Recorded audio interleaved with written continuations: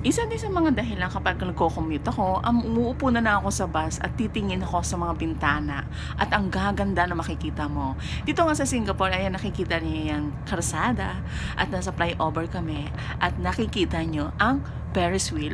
Sabi nila ito daw yung isa sa matataas na Ferris wheel. Yes, pero hindi ko pa nasasakyan, pero sooner sasakyan ko siya para ma-experience ko nga yung taas dito.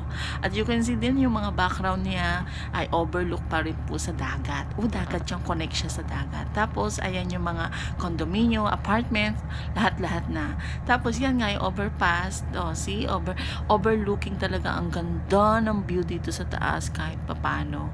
Lalo bang hindi mo talaga mapapansin na malapit ka na sa stopover ng bababaan mo. Kasi sa ganda ba naman ang makikita mo dito sa Singapore. Kasada pa lang, pak na, linis-linis pa.